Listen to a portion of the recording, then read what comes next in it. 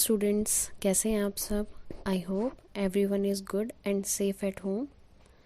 So children, this is the best time to use your positivity at your work. You should read every chapter thoroughly and try to understand the concept with my audio notes and written notes. And you have to apply the same rule for every subject. So let's start. As you all know, we are discussing chapter number 2 of our geography book. The name of chapter is Physical Features of India, and we have covered many topics like the theory of plate tectonics, the formation of Indian landmass, formation of Himalayas, northern plains, peninsular plateau, central highland and Deccan plateau. So in this audio we will discuss Western Ghat and Eastern Ghat, the difference between both Ghat, the Indian desert, the coastal plains, the island and the importance of physical features of India. So let's start Western Ghat and Eastern Ghat. So both Western Ghat and Eastern Ghats lie west and east of Deccan Plateau respectively. It's mean जो western घाट है वो waste में पड़ता है और जो eastern घाट है वो ईस्ट में पड़ता है, और ये इन दोनों के बीच में क्या आता है? Deccan plateau. So what is ghat? एक क्वेश्चन आता है कि भाई घाट क्या है. तो जो घाट है, ghat is the Marathi word for mountain. जो मराठी भाषा है उसमें माउंटेन्स यानी पहाड़ को घाट बोला जाता है. लेकिन बेसिकली जो पहाड़ है एग्जैक्टली वो घाट नहीं होता, क्योंकि हम लोगों ने बहुत बार ये सुना है कि घाट से गुजर गए, लेकिन पहाड़ के ऊपर से गुजरना पॉसिबल नहीं है. तो जो पहाड़ों के बीच में जो पासेज होता है, यानी जो घाटी टाइप बनी होती है, जो वी शेप या यू शेप में बना होता है, उसको घाट कहा जाता है. सो वेस्टर्न घाट और ईस्टर्न घाट के बीच में डिफरेंस क्या है, अब ये लेते हैं. जो वेस्टर्न घाट है वो कंटिन्यूस है, यानी बीच में कटा हुआ नहीं है, लगातार जो हिल्स हैं वो बने हुए हैं. लेकिन जो ईस्टर्न घाट है वो डिसकंटिन्यूस है, यानी बीच में से टूटा हुआ है और बीच में से काटा हुआ है. तो काटा किसने होगा? जो ईस्टर्न घाट है वो नदियों के द्वारा काटा गया है.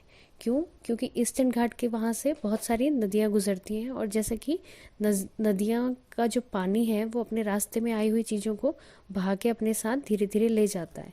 तो इस तरीके से जो भी हिल बीच में आई वो धीरे धीरे कट के हटती गई, और इस तरीके से जो ईस्टर्न घाट है वो डिसकंटिन्यूड यानी लगातार कतार में नहीं रहा, बीच में थोड़ा थोड़ा टूट गया है. सो अब हम इसकी ऊंचाई का जिक्र करते हैं. जो वेस्टर्न घाट है उसकी ऊंचाई काफ़ी ज़्यादा है, लगभग 900 to 1600 मीटर, कहीं कहीं जगह पे तो शिवालिक जितना ऊंचा है.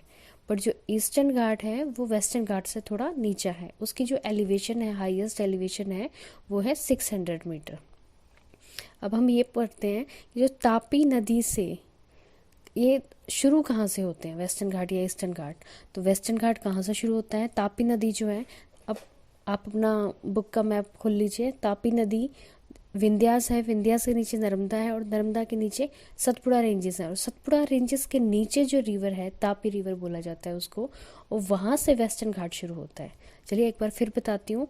विंध्यास, विंध्यास के नीचे नर्मदा, नर्मदा के नीचे सतपुड़ा, और सतपुड़ा के नीचे जो रिवर है वो है तापी रिवर, और वहाँ से वेस्टर्न घाट शुरू होता है.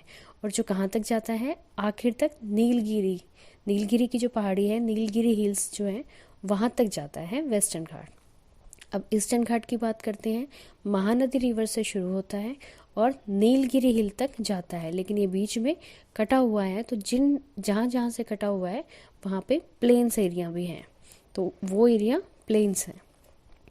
अब नेक्स्ट जो है वेस्टर्न घाट क्योस ओरोग्राफिक रेन. अब ओरोग्राफिक रेन क्या होता है?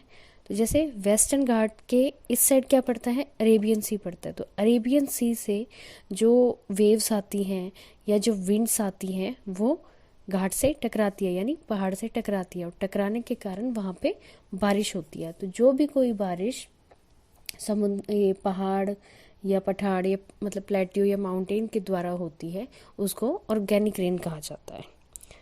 और ये जो विंड्स होती हैं ये सीजनल विंड्स होती हैं, और ये अपने साथ बारिश लेके आती हैं, जो पहाड़ यानी माउंटेन से या हिल से टकराने के बाद बारिश करवाती है. इसको ऑर्गेनिक रेनफॉल कहा जाता है. अब हाइट का देखते हैं कि जो हाइट है, अगर हम वेस्टर्न घाट की बात करें तो जो नॉर्थ से साउथ की तरफ जाता है वो नॉर्थ से साउथ तक जाते जाते एलिवेशन बढ़ता रहता है, यानी ऊपर से शुरू होता है तो उसकी जो हाइट होती है हिल्स की वो छोटी है, लेकिन धीरे धीरे नॉर्थ से साउथ तक आते आते उसकी एलिवेशन बढ़ती जाती है। और जो ईस्टर्न घाट है उसकी हाईएस्ट पीक कौन सी है? महेंद्रगिरी, और उसकी एलिवेशन कितनी है? 1501 यानी 1501 मीटर, जो उड़ीसा में लोकेटेड है, उसकी हाईएस्ट एलिवेशन वहाँ पे है। और अगर वेस्टर्न घाट की बात करें तो वेस्टर्न घाट की जो हाईएस्ट पीक है वो है 2695 मीटर, यानी देखा जाए तो ईस्टर्न घाट से डबल है। तो और इसकी जो है हाईएस्ट पीक है उसका नाम है अनामुदी, ठीक है। लेकिन ईस्टर्न घाट की एक और फीचर है जो अभी तक हमने नहीं पढ़ी, वो फीचर्स है कि जैसे मैंने आपको शुरू में बताया कि जो ईस्टर्न घाट है वो बाइसेक्ट है, यानी बीच में से कटा हुआ है। तो कटा हुआ है तो वहाँ से नदियाँ गुजरती हैं, और जब वो नदियाँ बे ऑफ बंगाल में गिरती हैं तो वहाँ पे वो डेल्टा बनाती है। अब now we will discuss the Indian desert. अब हम क्या पढ़ेंगे? रेगिस्तान, भारतीय रेगिस्तान के बारे में पढ़ेंगे। The Indian desert lie towards the western margin of Aravalli hills. जैसे शुरू में अरावली हिल्स जो आती हैं वहाँ से इंडियन डेजर्ट हमारा शुरू होता है, उसके वेस्टर्न मार्जिन से। डेजर्ट्स में क्या होता है? सैंड ड्यून्स मिलते हैं। अब सैंड ड्यून्स क्या होते हैं? जो रेत के टीले होते हैं उनको सैंड ड्यून्स कहा जाता है। जैसे जो हवा अपने साथ बहा के उड़ा के आगे लेके जाती है और वहाँ पे एक नया टीला बना लेती है, उसको सैंड ड्यून्स कहा जाता है। आप लोगों ने देखा होगा कि जो रेगिस्तान है वो काफ़ी रेतीला होता है, लेकिन उसकी जो रेत होती है वो हार्ड नहीं होती, बहुत जैसे मुट्ठी से निकलती रहती है, अपने आप फिसलती रहती है वो रेत। तो उसको, उसके जो टीला होता है उसको सैंड ड्यून्स कहा जाता है। जो रेगिस्तान है या डेजर्ट है वहाँ पे बहुत ज़्यादा वेजिटेशन हमें देखने को नहीं मिलती है, बारिश भी बहुत कम होती है वहाँ पे, और वहाँ पे बेसिकली जो नदियाँ हैं वो आगे जाके उसमें अरेबियन सी में भी नहीं गिरती है। क्यों? क्योंकि जो पानी है वो ज़्यादातर सूख जाता है और ज़्यादातर रेगिस्तान के अंदर ही रह जाता है, क्योंकि वहाँ पे बारिश वगैरह नहीं होती है। लेकिन अगर नदियाँ वहाँ पे देखने को सिर्फ मॉनसून यानी बरसात के टाइम पे ही वहाँ पे ज़्यादा नदियाँ देखने को मिलती हैं। एक वहाँ की रिवर है लूनी रिवर, वो है जो राजस्थान में है। और जैसे मैंने अभी पहले भी बताया कि रेगिस्तान में, डेजर्ट में बारिश बहुत कम होती है और पेड़ पौधे ज़्यादा नहीं होते। लेकिन इंडियन डेजर्ट की एक इम्पॉर्टेंट फीचर है जिसको बोलते हैं बार्चन्स। अब ये बार्चन क्या होते हैं? क्रिसेंट शेप, यानी जो चंद्रमा की शेप होती है उसी शेप में वहाँ पे सैंड ड्यून्स मिलते हैं जिनको बार्चन्स कहा जाता है। तो जैसे हवा के, मैंने अभी पहले ही बताया था कि हवा के साथ रेत के टीले उड़ते जाते हैं। तो जब हवा एक बड़े से टीले को उठाती है अपने साथ, तो ऐसा तो नहीं है कि हवा बहुत ज़्यादा पावरफुल होती है तो पूरी रेत के टीले को वो अपने साथ नहीं उठा पाती, तो कुछ पार्टिकल्स तो वहीं पे जमा हो जाते हैं और कुछ जो अपने साथ उड़ा के ले जाती है वो क्रिसेंट शेप में यानी चंद्रमा की शेप में बने हुए होते हैं, तो इसलिए उसको बार्चन्स कहा जाता है। जो barchans are crescent shape dunes found in Thar desert, यानी जो चंद्रमा की शेप में जो टीले उड़ के जाते हैं उनको बार्चन्स कहा जाता है। अब हम नेक्स्ट फिजिकल फीचर को डिस्कस करेंगे विच इज़ कोस्टल एरिया, यानी तटीय रेखा। तो जैसे मैंने पहले ही बताया था कि इंडियन लैंडमास के पास कोस्ट लाइन जो है वो 7,000 किलोमीटर से ज़्यादा की तटीय रेखा है, यानी 7,000 किलोमीटर से ज़्यादा तटीय रेखा हमारी चौड़ी है। अब हम बात करते हैं कोस्टल प्लेन्स की। तो कोस्टल प्लेन्स है क्या? वेस्टर्न घाट और ईस्टर्न घाट के बीच में डेक्कन प्लेट्यू है, ये मैंने आपको पहले ही बताया हुआ है। लेकिन वेस्टर्न घाट के पास एक स्ट्रिप है, स्ट्रेच है जो प्लेन है, और वो समुद्र से जुड़े होने के कारण यहाँ का जो वेदर है, जो वेव है, वो भी थोड़ा डिफरेंट है, यानी सी से इन्फ्लुएंस है। तो ये जो प्लेन है इसको कोस्टल प्लेन या तटीय रेखा कहा जाता है। या अगर बोला जाए तो इंडियन मेनलैंड के पास जो बॉर्डर है उसको क्या बोला जाता है? कोस्टल प्लेन्स कहा जाता है। वेस्टर्न मार्जिन पर है उसे वेस्टर्न कोट कहा जाता है, और जो ईस्टर्न मार्जिन पे है उसको ईस्टर्न कोट कहा जाता है। सेम जैसे हमने वेस्टर्न घाट और ईस्टर्न घाट पढ़ा था, जो वेस्ट पे पड़ता है उसको वेस्टर्न घाट बोला जाता है, और जो ईस्ट में पड़ता है उसको eastern ghat. Same as it is जो कोस्ट लाइन है वो भी जो वेस्ट में पड़ती है, यानी अरेबियन सी के पास जो कोस्ट लाइन पड़ती है उसको वेस्ट कोस्ट लाइन बोला जाता है, और जो बे ऑफ बंगाल की तरफ पड़ता है उसको ईस्टर्न कोस्ट लाइन या ईस्टर्न कोस्टल प्लेन बोला जाता है। These strips run along the Arabian Sea on the west and the Bay of Bengal in the east। ये मैंने अभी आपको समझा दिया है कि ये जो स्ट्रिप है या ये जो एरिया है जो वेस्ट अरेबियन सी की तरफ पड़ता है उसको वेस्ट, और जो बे ऑफ बंगाल की तरफ पड़ता है उसको east. West coast line is a narrow plain and east coast line is wide plain. West coast is a narrow plain और east coast is wide plain, यानी जो वेस्ट में यानी पश्चिम की तरफ जो है कोस्ट लाइन तटीय रेखा है वो थोड़ी संकीर्ण है, यानी थोड़ा नैरो है, नैरो प्लेन एरिया है, और जो ईस्ट की तरफ है जो हमारी पूर्वीय तटीय रेखा है वो थोड़ी चौड़ी है। अब ऐसा क्यों है? ऐसा इसलिए क्योंकि जो ये भी हमारे घाट के ऊपर डिपेंड कर रहा है। जैसे हमारा वेस्टर्न घाट और ईस्टर्न घाट थे, तो जो वेस्टर्न घाट था वो कंटिन्यूस था और वो तटीय रेखा से ज़्यादा दूर नहीं था, इसलिए जो एरिया बचता है वो कम बचता है। लेकिन जो ईस्टर्न घाट था वो थोड़ा अंदर की तरफ था, बॉर्डर से थोड़ा काफ़ी अंदर पड़ता था और वो कंटिन्यूस नहीं था, बीच में से कटा हुआ था, तो इस कारण वहाँ पे जो एरिया था वो ज़्यादा चौड़ा बनता है। आप पढ़ते हैं कि इनके क्या क्या सेक्शन है, यानी किन कितने भागों में वेस्टर्न और ईस्टर्न कोट्स को बांटा हुआ है। तो जो वेस्टर्न कोट्स ऑफ 3 सेक्शन, जो वेस्टर्न कोट है उसके 3 पार्ट हैं। पहला है कोंकण, जिसको जो कहाँ से शुरू होता है, मुंबई और गोवा, मुंबई से लेके गोवा तक का जो बीच का कोस्टल एरिया है उसको बोला जाता है कोंकण कोस्ट। सेकंड जो है कन्नड़ प्लेन, यानी जो कर्नाटका का एरिया है उसको बोला जाता है कन्नड़ प्लेन। अब उसको कन्नड़ प्लेन क्यों बोला जाता है? क्योंकि जो कर्नाटका की जो लैंग्वेज है वो कन्नड़ है, इसलिए उसको कन्नड़ प्लेन के नाम से बोला जाता है। लास्ट जो है मालाबार कोस्ट, जो केरला में है, उसको मालाबार कोस्ट उसका नाम क्यों पड़ा? क्योंकि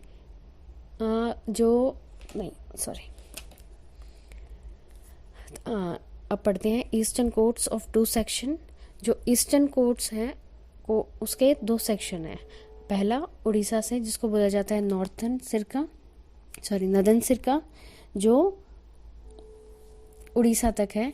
दूसरा जो है वो है कोरोमंडल कोस्ट, जो तमिलनाडु से आधा आंध्र प्रदेश तक है। तो इसका कोरोमंडल के नाम से क्यों पड़ा? क्योंकि तमिलनाडु में एक सीमेंट फैक्ट्री है जो कोरोमंडल नाम से है, तो इसलिए इसका जो कोस्टल एरिया का नाम है वो भी कोरोमंडल के नाम से जाना जाता है। अब रिवर्स के बारे में पढ़ते हैं। River on western coasts form estuaries, यानी जो वेस्टर्न कोट्स की रिवर हैं वो एसेंचुरीज बनाती है, यानी वो अलग अलग पार्ट्स में डिवाइड नहीं होती। क्यों? क्योंकि वो कंटिन्यूस फॉर्म में था, बीच में से कोई बाइसेक्ट नहीं थे, इसलिए वो एक ही उसमें जाके गिर जाती है। लेकिन जो river such as Mahanadi, Godavari, Krishna, Kaveri form delta on eastern coast. ये मैंने पहले ही बताया था, जब हमने वेस्टर्न घाट और ईस्टर्न घाट को डिस्क्राइब किया था तब मैंने उसमें भी बताया था कि जो ईस्टर्न घाट है वहाँ पे जो रिवर्स हैं वो डेल्टा बनाती हैं। डेल्टा कैसे? कि जो रिवर्स हैं वो अलग अलग भाग में बढ़ जाती हैं, तो तब वो क्या बनता है? डेल्टा बनता है। तो जब ये ईस्टर्न कोस्ट पे है तो वहाँ पे जो रिवर्स हैं वो डेल्टा बनाती हैं, और जो वेस्टर्न में है वो एसेंचुरीज बनाती हैं। ओके, क्लियर है? अब हम पढ़ते हैं next topic. Now we will discuss the island. Our country has 2 group of island. First Lakshadweep Island and second Andaman and Nicobar group. जो मालाबार कोस्ट के पास जो बिंदु दिखती है वो लक्षद्वीप कहा जाता है, और उसको कोरल आइलैंड भी कहा जाता है, जो कोरल पॉलिप से बना है। ये 32 स्क्वायर किलोमीटर में फैला हुआ है।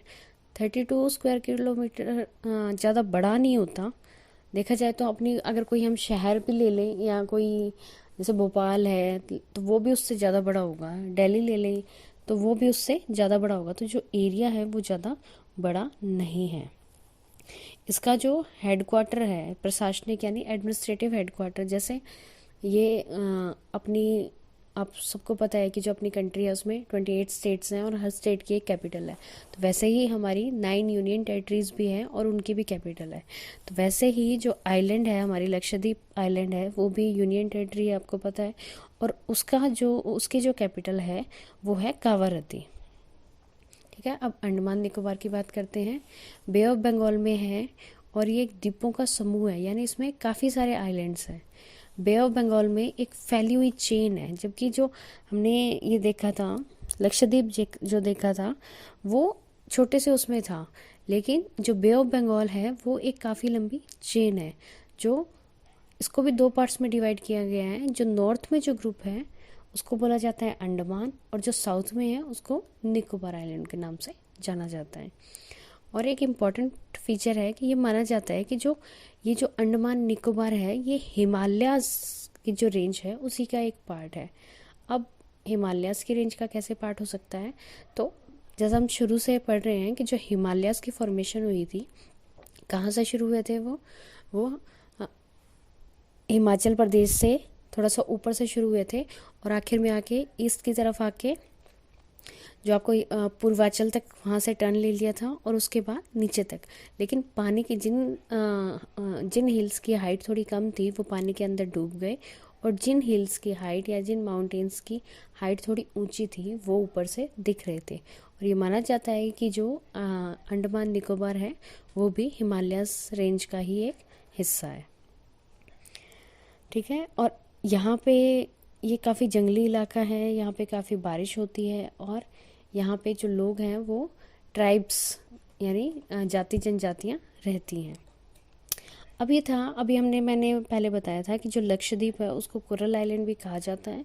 तो क्यों कहा जाता है? क्योंकि लक्षद्वीप में जो है वो काफ़ी छोटे छोटे कोरल्स, काफ़ी छोटी छोटी जगह में है। तो इन जगहों पर छोटे छोटे माइक्रोस्कोपिक ऑर्गेनिज्म रहते हैं और ये कॉलोनी में यानी ग्रुप्स में रहते हैं। They secrete calcium carbonate and their skeleton make up the reef. ये लोग कैल्शियम कार्बोनेट को छुपाते हैं। सिक्रीट मतलब छुपाना होता है, छुपाते हैं, और उसके बाद उससे छुपा के धीरे धीरे स्केलेटन से क्या बन जाता है? एक चट्टान बन जाती है। रीफ यानी चट्टान बन जाती है। और बहुत सारे कोरल, ऐसा नहीं है कि एक दो ही कोरल पॉलिप्स रहते हैं, काफ़ी सारे रहते हैं। जैसे मैंने पहले ही बताया था, कॉलोनीज़ में यानी ग्रुप में रहते हैं, और धीरे धीरे जब ये काफ़ी सारे रीफ बन जाते हैं तो ये पानी से बाहर दिखने लग जाते हैं। जैसे अगर हमने स्कूबा डाइविंग के वीडियो देखे हैं तो उसमें काफ़ी कलरफुल चट्टानें दिखती हैं, जो हमें एकदम पानी से अंदर बिल्कुल डीप जाके जो दिखाई देते हैं वो काफ़ी बड़ी बड़ी कलरफुल चट्टानें दिखती हैं। तो वो जो चट्टानें होती हैं वो कोरल लीव्स होते हैं, उन्हीं को हम कोरल लीव्स कहते हैं। अब अगर इसका हम एग्जांपल लें तो ग्रेट बैरियर रीफ है जो ऑस्ट्रेलिया के पास में एक आइलैंड है जो बिल्कुल कोरल रीफ से ही बना हुआ है। तो ये काफ़ी अच्छा एग्जांपल है रीफ के बारे में, यानी कोरल रीफ के बारे में। अब हम देखते हैं कि जो हमने इतने सारे फीचर्स पढ़े, जो हमारा ये जो लास्ट टॉपिक है इम्पोर्टेंस ऑफ फिजिकल फीचर्स, जैसे हमने अभी इतने सारे पढ़े, इंडियन लैंडमास पढ़े, गोंडवाना पढ़ा, अंगारा लैंड के बारे में पढ़ा, हिमालयाज़ की फॉर्मेशन पढ़ी, नॉर्थन प्लेन्स की फॉर्मेशन पढ़ी, western Ghat, plateau, peninsular plateau, Deccan plateau, island, ये सारे जो हमने इतने पढ़े हैं, थार डेजर्ट, इन सब मतलब क्या इन सब की इम्पोर्टेंस क्या है ये हम पढ़ेंगे।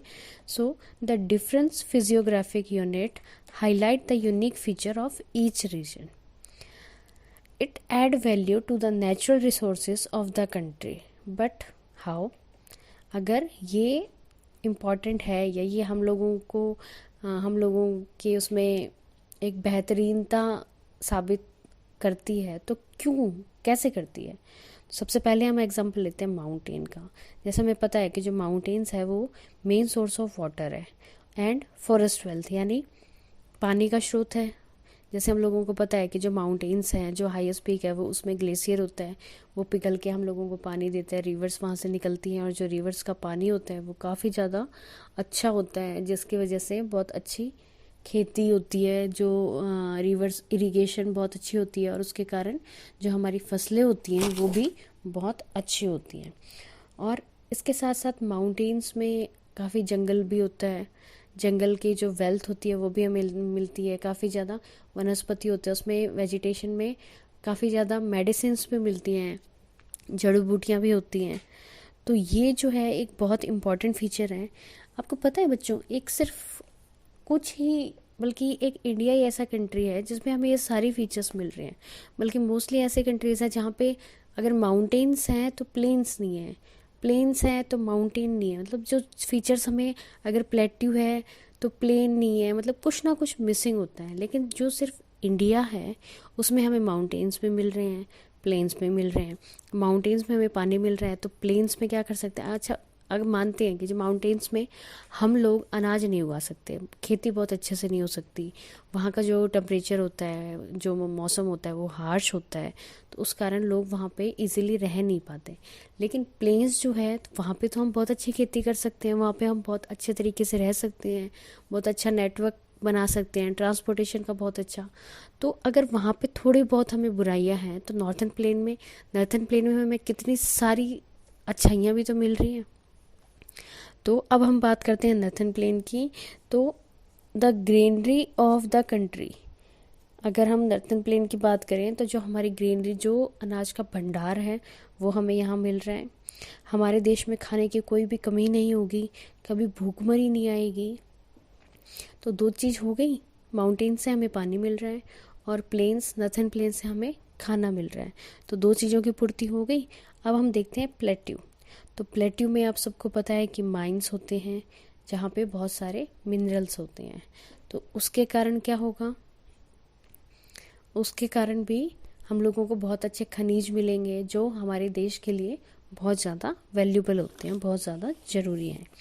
अब अगर हम बात करें कोस्टल रीजन की या आइलैंड की, तो कोस्टल रीजन और आइलैंड जो है उससे सी ट्रेड ज़्यादा होगा, लोगों को फिशिंग करने का ऑक्यूपेशन मिलेगा, अनएम्प्लॉयमेंट जो है वो ख़त्म होगा।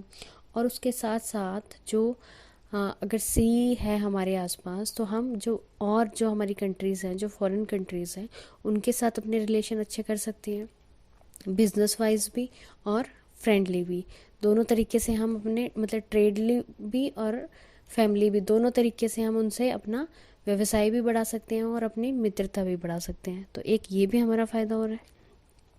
तो इस तरीके से हमारे देश में सभी फिज़िकल फीचर्स हैं जो हमारे देश को हरा भरा बनाता है और हम लोगों को एक बहुत अच्छा देश दे रहा है, जिसमें हम लोगों को सारी चीज़ें मिल रही हैं, पानी भी मिल रहा है, दवाइयाँ भी मिल रही हैं, खाना भी मिल रहा है, अच्छा ट्रांसपोर्ट भी मिल रहा है, और अच्छे अच्छे जैसे गेम्स, माउंटेन्स हो गया तो माउंटेन पे हम लोगों को कितने अच्छे अच्छे गेम्स, स्पोर्ट्स वगैरह भी मिल रहे हैं।